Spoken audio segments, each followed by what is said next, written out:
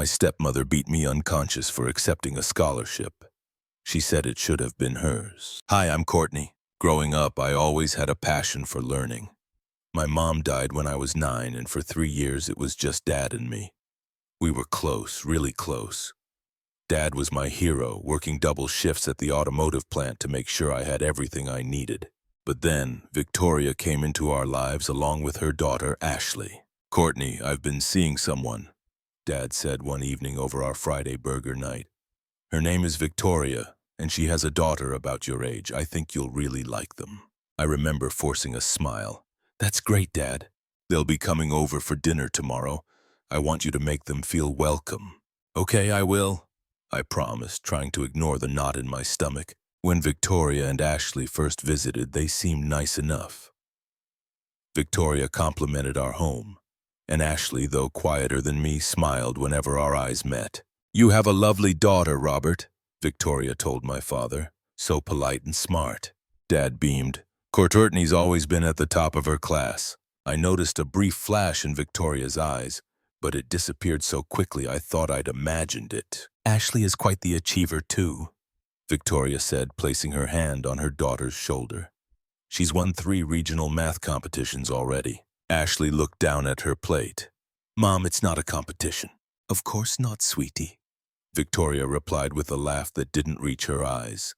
I'm just proud of you, that's all. Within 6 months, Victoria and Dad were married and they moved into our house in Riverside. At first, everything seemed fine. Victoria cooked elaborate meals and kept the house spotless. Ashley and I shared a room and got along well enough, though we weren't exactly friends. Your dad seems really nice, Ashley told me one night as we were getting ready for bed. He is, I said, feeling a surge of loyalty. He's the best. Ashley hesitated. My dad left when I was little. I barely remember him. I'm sorry, I said, feeling a connection with her. I lost my mom when I was 9. I know, she replied. Mom says we should never bring it up because it might upset you. I frowned. It's part of who I am. I don't mind talking about my mom. Things changed gradually. Victoria started criticizing little things I did. How I loaded the dishwasher, how I folded laundry, how I dressed. Dad would step in occasionally, but he worked long hours and wasn't around much. Dad, Victoria threw away the bracelet Mom made for me. I told him one evening when we were alone. He sighed. Are you sure, Courtney? Maybe it just got misplaced. I saw her put it in the trash. She said it was too worn out. I'll talk to her, he promised. But I could see he was tired, worn down. By the time I was 16, Victoria had transformed from the charming woman who'd won my father's heart into a controlling presence in our home. Everything was about Ashley. Her achievements, her needs, her future. Courtney, why can't you be more like Ashley? Victoria would ask. She studies without being told. She helps around the house without complaining.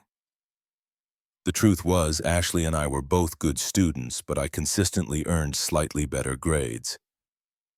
I never pointed this out. It wasn't worth the drama. But Victoria knew. She checked both our report cards, her smile tightening when she saw my straight A's next to Ashley's mix of A's and B's. My senior year, everything came to a head. I'd been working on scholarship applications for months, staying up late after finishing my homework and house chores. What are you always typing in there? My friend Natalie asked during lunch one day. Scholarship essays, I replied. If I want to go to college, I need financial help. Natalie nodded sympathetically. How's it going with the wicked stepmother? I laughed, though it wasn't really funny. Same as always, everything's about precious Ashley. And how is Ashley handling it? That's the weird part, I said. She's not even competitive with me. I think she's embarrassed by how her mom acts. When the Hamilton Academic Excellence Scholarship, a full ride to any state university, was announced, both Ashley and I applied. It was the biggest opportunity in our school district, awarded to only one student each year. You both have a shot at it, Dad said encouragingly over dinner at Olive Garden. I'm proud of you girls for applying. Victoria's smile didn't reach her eyes. Ashley's been working toward this for years. Her math competition wins alone should give her an edge. I felt a familiar twist in my stomach but said nothing. Ashley looked uncomfortable. Mom, Courtney's GPA is higher than mine and she's captain of the debate team. Victoria's expression hardened. Well, you're president of the chess club and you volunteer at the food bank. Can we just agree they're both exceptional students? Dad interjected, trying to keep the peace as always. The day the scholarship results were announced, I was called to Principal Henderson's office. My hands were shaking as I entered. Congratulations, Courtney, she said, smiling broadly. You've been awarded the Hamilton Scholarship. I couldn't believe it. Really? Are you sure? She laughed. Very sure. The committee was particularly impressed by your essay on resilience in the face of personal loss. It was very moving. I floated through the rest of the day, barely able to concentrate. I couldn't wait to tell Dad, but I was dreading Victoria's reaction. That night at dinner, I finally shared my news. I got the Hamilton Scholarship, I said, unable to keep the excitement from my voice. Full tuition to any state university. Dad jumped up from his chair and hugged me. That's amazing, sweetheart. I'm so proud of you. Ashley offered a genuine smile. Congratulations, Courtney. You deserved it. Only Victoria remained seated, her expression unreadable. What about Ashley? Did they announce the runner-up? Victoria asked coldly. Mom, stop, Ashley said, her cheeks flushing with embarrassment. No, I want to know, Victoria insisted. This scholarship was meant for students who truly need it. Ashley doesn't have a father who can contribute to her education. Victoria, Dad said warningly, Robert is right here and Courtney earned this fair and square. Did she? Victoria shot back. Or did she just play on everyone's sympathies with soba stories about her dead mother? The room went silent. I felt like I'd been slapped. That's enough, Dad said, his voice shaking with anger. Apologize to Courtney right now.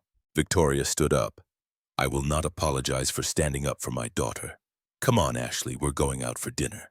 I'm staying, Ashley said quietly, and you owe Courtney an apology, Mom. That was cruel. Victoria stormed out alone. The three of us finished dinner in uncomfortable silence. 2 days later, I came home from school to find Victoria waiting for me. Dad was working late and Ashley had chess club. We need to talk about the scholarship situation, Victoria said, blocking my path to my bedroom. There's nothing to talk about, I replied, trying to step around her. I applied. I was chosen. You need to decline it, she said, her voice eerily calm. Tell them you've decided to go to community college instead. Let Ashley have the scholarship. I stared at her, incredulous. What? No, I earned this. You have a father who can help you, she said, her voice rising. Ashley only has me. That scholarship was her ticket out, her chance for a better life. That's not my problem, I said, instantly regretting my words when I saw the rage flash across her face. Not your problem? She hissed. Nothing ever is it? You just take and take. First my husband's attention, now my daughter's future. I tried to push past her. I'm going to my room. She grabbed my arm, her nails digging into my skin. You'll do as I say. Call the committee tomorrow and decline the scholarship. Let go of me, I demanded, trying to pull away. What happened next is still a blur. Victoria completely lost control. She shoved me against the wall, screaming about how selfish I was, how I'd always been jealous of Ashley. When I tried to defend myself, she grabbed a heavy crystal vase, a wedding gift from her sister, and swung it at me. I remember feeling a sharp pain, seeing stars, then nothing. I woke up in the hospital with Dad beside me, his eyes red from crying. Courtney, he whispered when he saw I was awake. Thank God. What happened? I asked, though the throbbing in my head told part of the story. Ashley came home early and found you unconscious, Dad said, his voice breaking. Victoria told her you fell down the stairs, but Ashley didn't believe her. She called 911, then me. Where's Victoria? I asked, suddenly afraid. In custody, Dad replied grimly. Ashley told the police everything. How Victoria had been treating you for years, what she overheard about the scholarship. The doctors found defensive bruises on your arms that aren't consistent with a fall. The police detective, Officer Brooks, came to take my statement the next day. She was kind but direct as she questioned me about what happened. Can you tell me about your relationship with your stepmother? She asked, notepad ready. I took a deep breath. It was complicated. She always favored Ashley. Did she ever threaten you before or become physical? Not physical until now. I said, wincing as I shifted in the hospital bed.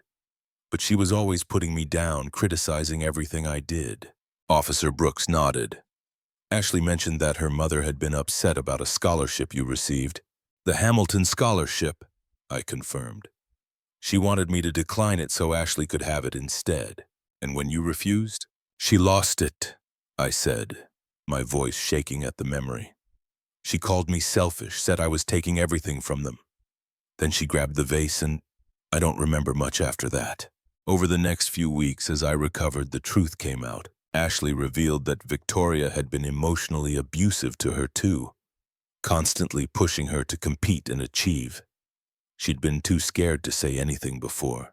I'm so sorry, Ashley told me, sitting beside my hospital bed. I should have spoken up sooner. It's not your fault, I assured her. She's your mom. I understand why you couldn't. What's going to happen now? She asked. Dad's filing for divorce, I replied, and pressing charges for assault. Where will I go?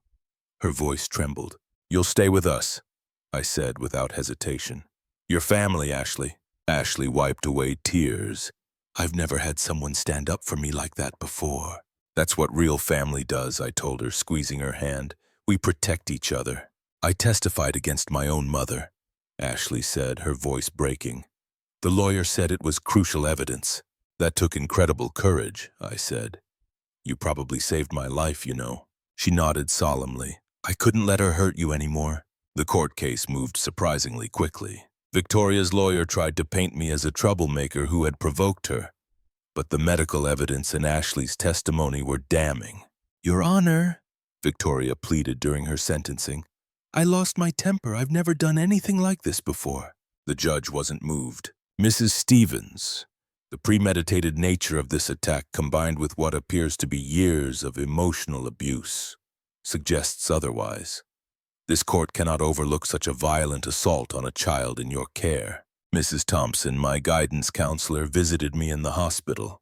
She'd always been supportive, but I'd never told her what was happening at home. Courtney, why didn't you come to me? She asked gently. I didn't think anyone would believe me, I admitted. Victoria was so careful around other adults. I want you to know that the scholarship committee has been informed about what happened, Mrs. Thompson said. They're horrified, of course, but the scholarship is still yours, no question. I nodded, relief washing over me. Thank you. And, she continued, they've decided to award a second scholarship this year to Ashley. Really? I couldn't help smiling. That's wonderful. It seems your stepsister impressed them with her courage in standing up for you. That kind of integrity is exactly what they look for. When I returned to school, things were different. The story had gotten out, of course. People looked at me differently, some with pity, others with a new respect. You're like totally famous now, Natalie said as we walked to class. Not in a way I would have chosen, I replied dryly. Seriously though, are you okay? That must have been terrifying. I'm getting there, I said. Honestly, the nightmares are less frequent now. I still can't believe Ashley stood up to her mom like that, Natalie said. Everyone thought she was just this quiet math nerd. I smiled. People surprise you sometimes. There's often more beneath the surface than we realize. So you two are like actual sisters now? Natalie asked incredulously. We're getting there, I replied. Trauma has a way of bringing people together. As for Victoria, she was convicted of assault and sentenced to 3 years in prison. Dad divorced her and we moved to a new house closer to the university where both Ashley and I would be attending in the fall. I never thought I'd be going to college with my stepsister, I told Dad as we packed up our old rooms. Life takes strange turns, he replied, looking more at peace than he had in years. I'm just grateful you two have each other now. The day before we left for college, Dad took us both out to dinner at Red Lobster. I want to apologize to both of you, he said solemnly. I should have seen what was happening. I should have protected you better. You couldn't have known, Dad, I said, reaching for his hand. I think part of me did know, he admitted, but I didn't want to see it. I was so desperate not to be alone that I ignored the warning signs. We're all moving forward now, Ashley said quietly. That's what matters. She'd changed, too. Grown more confident, more willing to stand up for herself. We'd never be traditional sisters, but we'd forged a bond through shared trauma and recovery. You know what I realized? Ashley said as we unpacked in our dorm room. Mom was so focused on making me compete with you that she never bothered to ask what I actually wanted. And what do you want? I asked. She smiled. To study what I love, without the pressure to make my own choices, to be myself for once.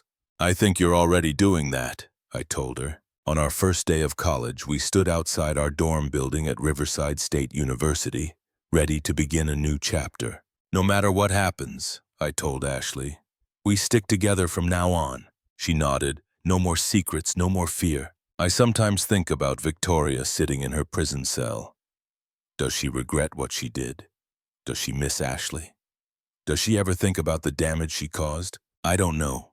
And honestly, I don't care. Some people come into your life to teach you a lesson about strength, about resilience, about who you really are when everything falls apart. I learned that I'm a survivor, that I deserve good things, that real family stands by you no matter what. Looking back now, 2 years later, I can see how much we've both grown. Ashley is thriving in her mathematics program, no longer burdened by her mother's impossible expectations. She's dating someone from her calculus study group, and she actually looks happy when she talks about her classes. As for me, I'm majoring in social work. What happened with Victoria made me realize how many people suffer in silence, trapped in situations they can't escape. I want to be the person who helps them find their way out, the way Ashley helped me by speaking up when it mattered most. Dad visits us every other weekend, bringing care packages filled with our favorite snacks and homemade lasagna. He started dating again, someone from his bowling league named Linda. She seems nice, and more importantly, she treats both of us with genuine kindness. We're taking it slow this time, all of us. The scholarship that nearly destroyed our family ended up saving it in a way. It exposed the truth we'd all been avoiding, forced us to confront the toxicity that had taken root in our home. And it gave both Ashley and me the chance to build better lives. Sometimes when I'm walking across campus or studying late at night, I think about that moment when Victoria swung the vase at me. I think about how everything could have ended differently. But then I look at the future I'm building, the relationship I have with Ashley, and the peace Dad has finally found. And I know we made it through the darkness into something better. So what about you? Have you ever had to stand up to someone who tried to dim your light? What did you learn from the experience? Because here's what I know now. Your worth isn't determined by someone else's jealousy or anger. Your achievements are yours to celebrate, not apologize for. And sometimes the family you build is stronger than the family you're born into. That's my story.